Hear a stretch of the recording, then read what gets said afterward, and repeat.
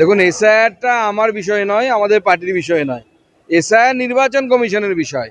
নির্বাচন কমিশন কবে এসআইআর করবেন তাদের উপরে। তারা পুজোর আগে করবে, পুজোর পরে করবেন, তাদের বিষয়। এই বিষয়ে বিজেপির কিছু বলার নেই। নমস্কার বন্ধুরা, আমার নাম ধ্রুবজ্যোতি সরকার। পশ্চিমবঙ্গকে বোমা বারুদের কারখানাতে পরিণত করেছে তৃণমূল।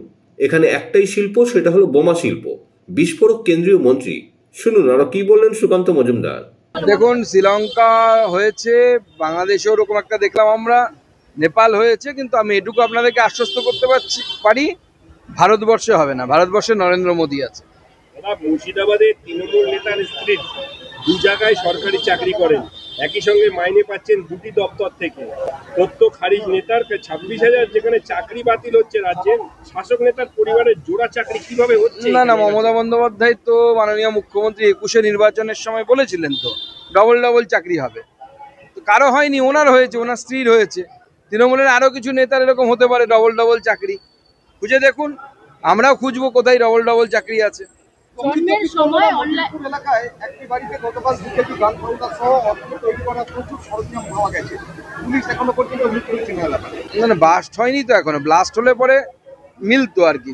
2 মাস 3 মাস পর পর পশ্চিমবঙ্গে ব্লাস্ট হবে, বোমা ধরা পড়বে। ওটাই তো কুটির শিল্প। সব জায়গায় কুটির শিল্পে পরিণত হয়েছে। আমি আজকে ব্যারাকপুরে যাব।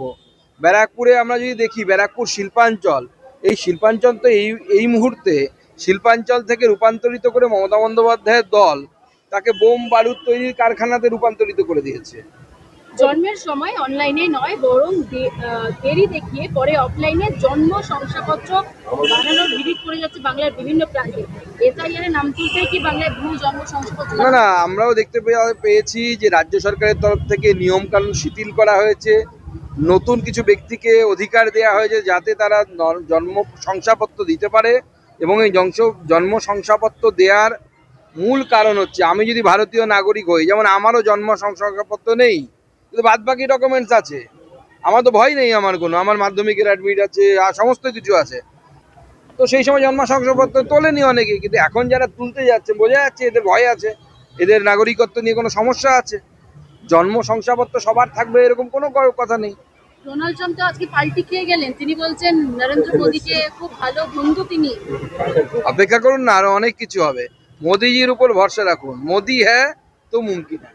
নেপালে গণরোষে দেশে দুর্নীতিগ্রস্তদের বিরুদ্ধে সড়ক। টিএমসি বিধায়করা দেশে দুর্নীতি, স্বজন পোষণ এবং বিভাজন মুছতে প্রয়োজন অভ্যুত্থান। এবং যে রাজ্যে দিকে দিকে দুর্নীতি, যেখানে প্রায় ভেঙে পড়েছে সব ব্যবস্থা, সেই রাজ্যের বিধায়কদের মুখে অভ্যুত্থানের কথা।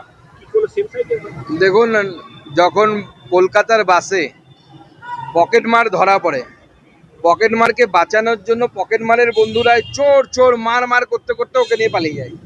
তো তৃণমূল কংগ্রেসের বিধায়কের আগে সেই জন্য দুর্নীতি নিয়ে কথা বলতে শুরু করে দিয়েছে, গণ অভ্যুত্থান নিয়ে।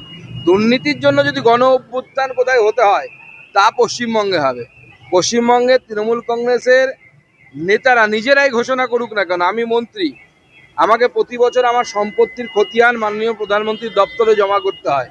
তৃণমূল কংগ্রেসের নেতারা 11 সালে ক্ষমতায় আসার আগে কার কি সম্পত্তি ছিল, বর্তমানে নিজেরা এবং নিজেদের আশেপাশে ছেলে মেয়ে, বউ, বন্ধু, শালি, এদের নামে কত সম্পত্তি হয়েছে তার একবার লেখাজোখা দিক না, বাংলার জনগণ দেখুক।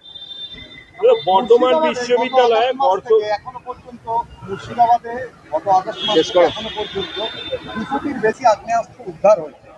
কি বলবেন, রাজ্যের কি আইন শৃঙ্খলা পরিস্থিতি তলানিতে নাকি বাংলাদেশ থেকে? দেখুন, রাজ্যের আইন শৃঙ্খলা পরিস্থিতি চরম খারাপ অবস্থা।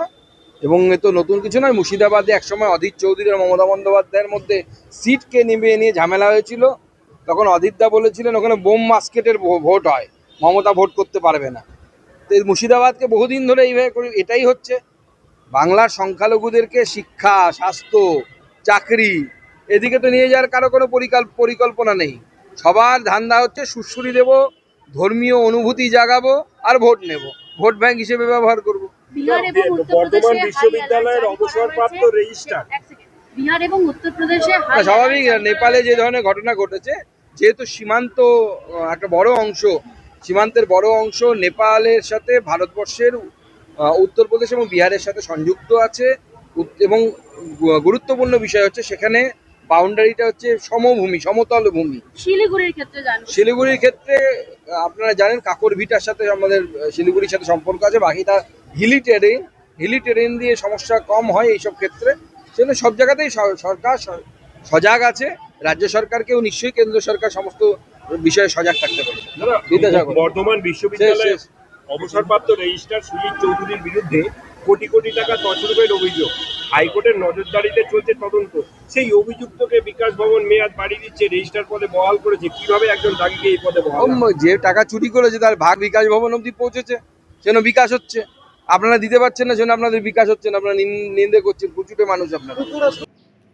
বন্ধুরা, ভিডিওটি ভালো লাগলে দয়া করে লাইক শেয়ার করে দেবেন, আমাদের পেজটা ফলো করে নেবেন, আর আপনার মতামত কমেন্ট করে অবশ্যই জানান। ধন্যবাদ।